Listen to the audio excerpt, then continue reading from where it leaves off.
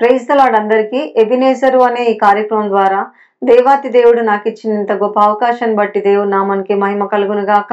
ఎలా ఉన్నారు ప్రియులారా? మీరందరూ బాగుండాలని, బహుగా దీవించబడాలని నేను మనస్ఫూర్తిగా కోరుకుంటున్నాను. మరి దేవుడు చక్కటి మాటలు సిద్ధపరిచి ఉంటుండగా ఒక్కసారి పరిశుద్ధ గ్రంథాన్ని చూద్దాము. ఫిలిప్పీలకు రాసిన పత్రిక 3వ అధ్యాయము 14వ వచనము. బహుమానము పొందవలెనని గురి యొద్దకే పరిగెత్తుచున్నాను. హల్లెలూయా! ఎంతో చక్కటి మాటలు ఇక్కడ రాయబడి ఉన్నవి. బహుమానము పొందవలెనని గురి యొద్దకు పరిగెడుచున్నాను అని. నిజమే కదా. మరి బహుమానం అంటే ప్రతి ఒక్కరికి ఇష్టం కదా. గిఫ్ట్ అంటే అందరికీ ఇష్టమే.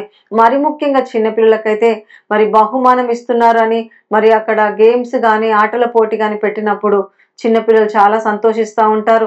నాకే ఫస్ట్ ప్రైజ్ రావాలని చెప్పేసి వాళ్ళు చాలా ప్రయాసపడతా ఉంటారు. అలాగే మరి నిజమే కదా, ఎవరైతే పరిగెడతారో గురి వద్దకు వారు ఫస్ట్ ప్రైజ్ తీసుకుంటారండి. ఆ విధంగానే ఈ లోకంలో కూడా మనం ఆత్మీయ యాత్రలో వెళ్తున్నప్పుడు మన గురి ఎవరు అంటే ప్రభువే. యేసు ప్రభువే మన గురి. కాబట్టి మనం దేవుణ్ణి గురిగా చేసుకొని ముందుకెళ్తున్న సమయంలో ఎన్నో ఆటంకాలు, ఎన్నో ఇబ్బందులు, ఎన్నో శోధనలు, అవమానాలు ఎదురైనప్పుడు మనం వాటి వైపు చూడకుండా ప్రభు వైపు మనం చూసినట్లయితే ప్రభు మన కొరకు పరలోకంలో మంచి బహుమానం దాచిపెట్టారని మనం ప్రభు కొరకు మనము వెళ్ళినట్లయితే దేవుని మాటలు వినడానికి, ఆత్మీయతలో ఎదగడానికి, మనం ప్రార్థించడానికి, మరి దేవుని సన్నిధికి మనం వెళ్ళినట్లయితే మనకు దేవుడు ప్రత్యేకమైన బహుమానం ఇస్తాడు ప్రియులారా. నిజమే కదా. మరి ఒక వ్యక్తి ఇలాగే దేవుని మందిరానికి వెళ్ళి అక్కడ కూర్చొని వాక్యం వింటున్న సమయంలో ఇక్కడ ఎవరో మాట్లాడుకుంటా ఉంటారు. ఒక వ్యక్తి చూస్తే నిద్రపోతా ఉంటారు.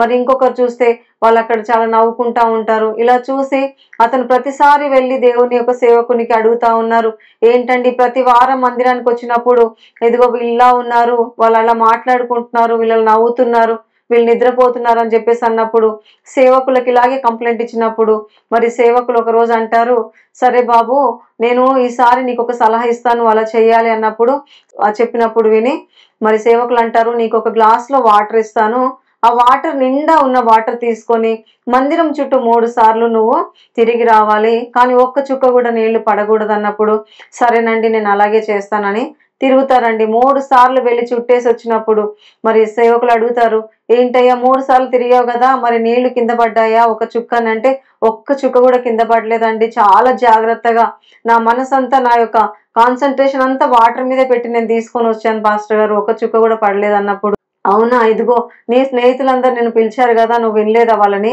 అక్కడ ఉన్న వాళ్ళందరు పిల్లలు నిన్ను పిలుస్తూ ఉన్నారు, నువ్వు చూడలేదా అంటే అవునా అండి నేను అసలు పట్టించుకోలేదండి, గమనించలేదండి, నేనంత గురి అంతా ఈ వాటర్ పైన నిలిపాను అన్నప్పుడు వెరీ గుడ్ నాన్న, మంచి పని చేసావని చెప్పేసి మెచ్చుకొని అంటాడు. నిజమే కదా. నీ ఆత్మీయ స్థితిలో కూడా ఇలాగే నువ్వు వాక్యం వింటున్న సమయంలో నీ యొక్క గురిని తిప్పడానికి సాతానుడు ఎన్నో ప్రయత్నాలు వేసినప్పుడు నువ్వు ఆ మనుషుల వైపు కాకుండా దేవుని వైపు నువ్వు చూసినప్పుడు, నీ గురి దేవుని వైపు నువ్వు నిలిపినప్పుడు, చక్కగా దేవుని మాటలు నువ్వు విన్నప్పుడు నువ్వు అభివృద్ధి పొందుతావు, వాక్యంలో ఎదుగుతావు. కాబట్టి నువ్వు మనుషుల కొరకు కాదు కానీ దేవుని కొరకు, దేవుని మాటలు వినడానికి మందిరానికి వస్తున్నావు కదా, దేవుడు నీకు ప్రతిఫలం ఇస్తాడు నాన్న అని చెప్పేసి అన్నప్పుడు అప్పుడు ఆ యొక్క వ్యక్తి చాలా బాధపడి పశ్చాత్తాపం పొందుకొని మారు మనసు పొందుకుంటాడండి. నిజమే కదా. మన ఆత్మీయ జీవితంలో కూడా ఎన్నో శోధనలు వచ్చినప్పుడు మన మనుషులు ఎవ్వరిని చూడకుండా, ఏ మనిషి కూడా ఈ లోకంలో పర్ఫెక్ట్ కాదండి. ప్రతి మనిషి దగ్గర ఏదో ఒక లోటు ఉంటది. కాబట్టి ఆ మనుషులు ఉన్నటువంటి తప్పుల్ని మనం వెతికేవారిగా కాకుండా మనం ఆత్మీయతలో ఎదగాలని ముందుకు వెళ్ళినట్లయితే దేవుని యొద్ద మనము ప్రతిఫలం పొందుకుంటాం ప్రియులారా. మరి ఇక్కడ యెషయా గ్రంథము 49 మరి 4వ వచనం చక్కటి మాట ఉంది, నా బహుమానము నా దేవుని యొద్దనే ఉన్నది. హల్లెలూయా. మన బహుమానం ఎక్కడుందంటే ప్రభు దగ్గర ఉంది. కాబట్టి ప్రభు మనకు ప్రతిఫలం ఇస్తారు ప్రియులారా.